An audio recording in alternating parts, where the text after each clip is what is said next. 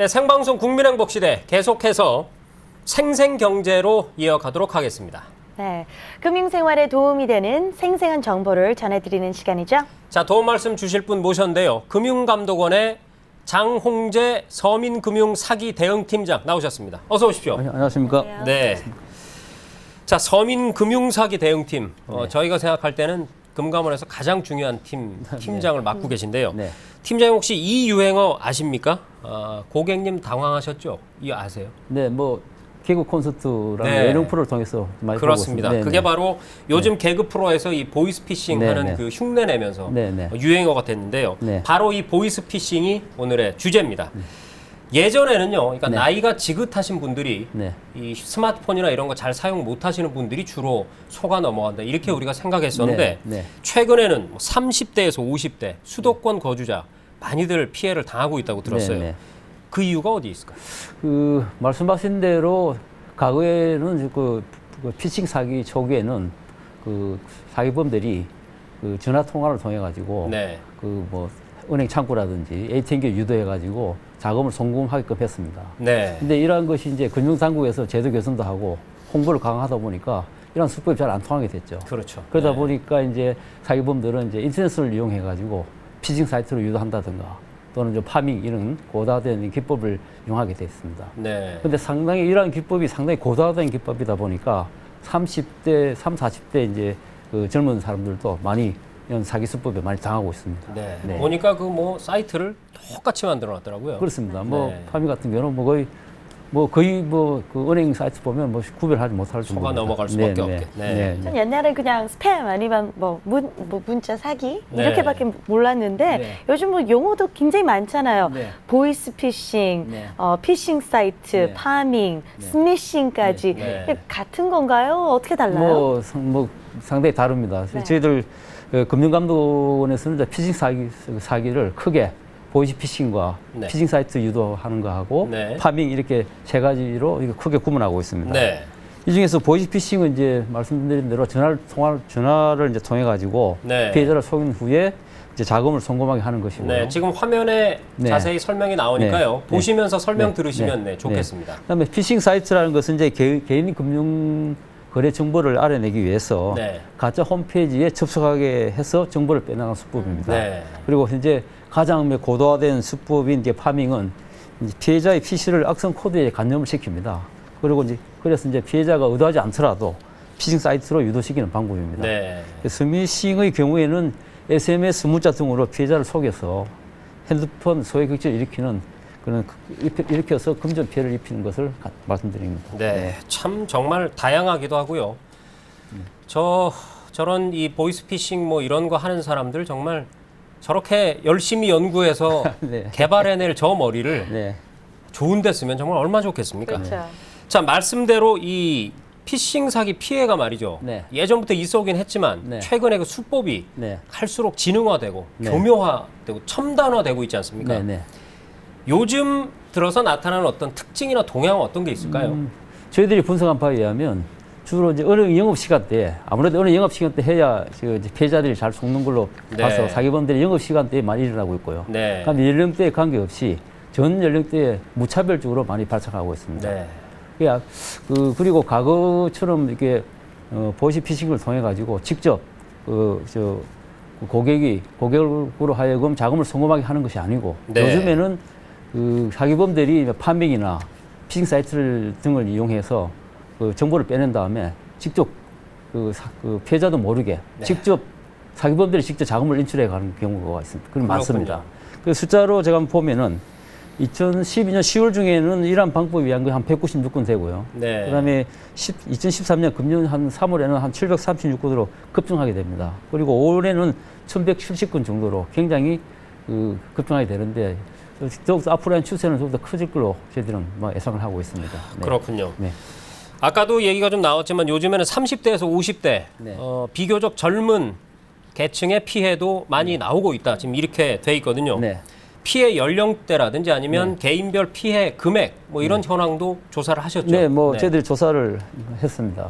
30대, 40대, 50대인 경우가 한 74.5% 정도 되고요. 굉장히 많습니다. 60대 이상도 한 18.9%좀 되고요. 그다음에 20대 이하가 한 6.6% 됩니다. 네. 그리고 개인별 피해액은 1인당 한 990만 원 정도 되는데요. 예.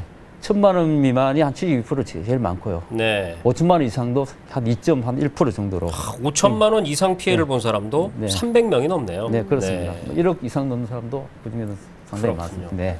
원래 30, 40대 우리 같은 나이는 뉴스도 많이 보고 정보도 많이 있으니까 안 속을 것 같은데 그 피싱 사기 유형 좀 말씀해 주시면 좀 도움이 될 것 같은데요.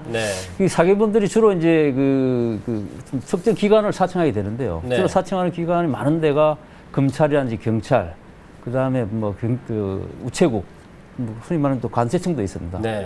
그리고 그를 이용하는 공공기관과 그다음에 금융회사를 사칭한 경우가 한 83.8%로 가장 많습니다.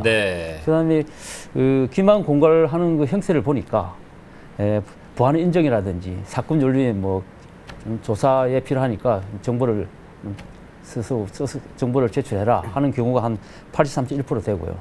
또 특징적인 게 이제 지인 사칭뿐만 아니라 그 자녀 납치를 해가지고 협박하는 경우도 한 15.6%나 차지하고 있습니다. 지금 저 화면에 나오는 그림 영상이 금감원에서 만든 저 홍보 영상이죠. 그렇습니다. 이렇게 대처하시면 됩니다. 뭐 그런 영상 좀 보고 계시고요.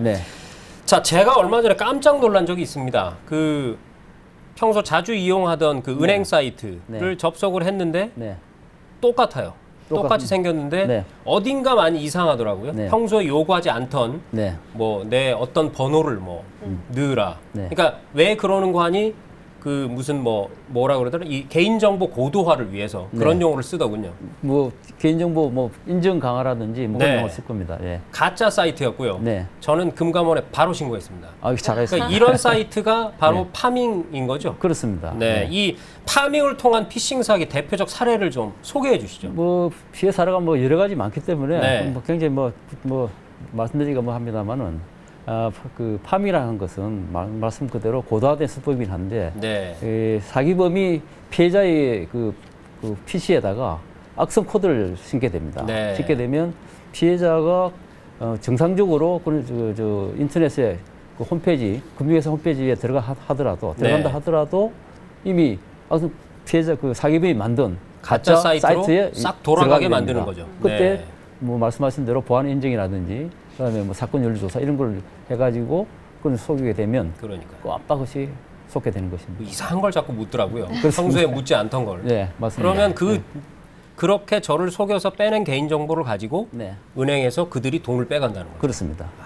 정말 조심하셔야 돼요. 아니 일단 사기라고 알게 되면 우리 최대원 앵커처럼 금감원에 바로 연락해야 되나요? 어떻게 해야 되나요?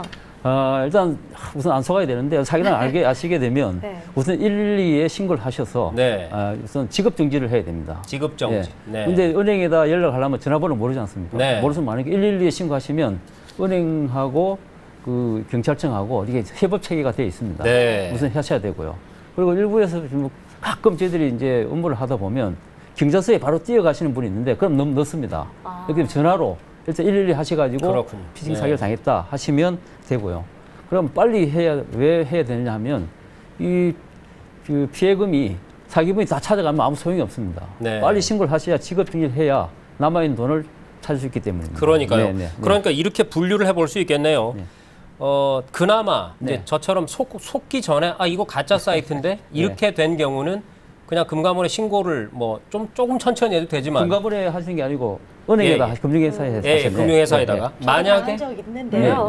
어디로 어떻게 전화해야 되는지 몰라서 그냥 냅뒀어요. 그러니까 만약에 이미 그 개인 정보를 유출해 버렸거나 혹은 돈을 보내버렸거나 이런 상황이라면 즉시 아까 말씀하신 대로 112에 전화를 해서 지급 정지라는 걸 하게 만들어요. 그런 절차를 거치면 됩니다.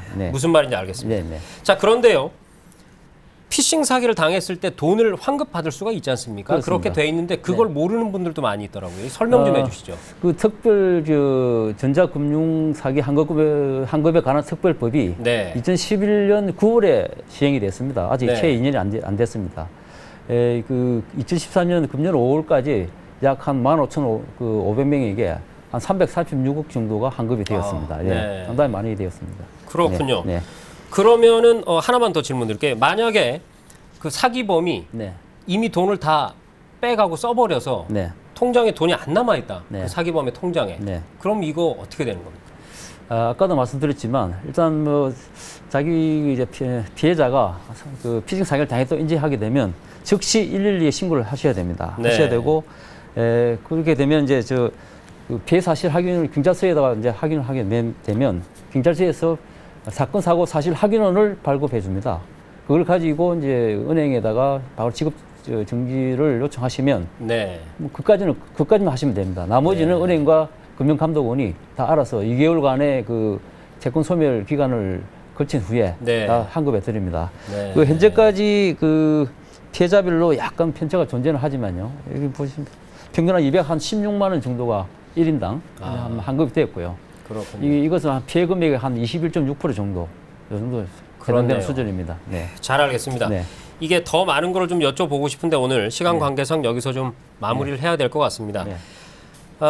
지금 우리 팀장님 설명 들어보니까 제일 중요한 거는 여하튼 내가 실수로 속아서 돈을 보내버렸거나 뭐 중요한 개인 정보를 다 유출을 이미 해버렸다고 하더라도 그걸 알게 되는 즉시 신고하는 게 중요하네요. 그렇습니다. 네, 112로 즉시 신고를 해서 그 내 돈을 빼간 사기범의 통장을 즉시 지급 정지를 해야 그렇습니다. 내 돈을 다시 환급받을 수가 있다는 것이죠. 돈 다 써버리기 전에. 잘 알겠습니다. 네. 파밍, 스미싱 요즘 사기범들의 수법이 날로 발전하고 있습니다. 우리 소비자들도 사기범들 이상으로 머리가 좋아하셔야 됩니다. 관련 정보 찾아보시고요. 오늘 같은 시간에 배운 거 철저하게 좀 대응을 하시기 바랍니다. 생생경제 오늘은 금융사기에 대해서 알아봤습니다. 네, 오늘 도움 말씀 주신 금융감독원 장홍재 팀장님 고맙습니다. 고맙습니다. 감사합니다.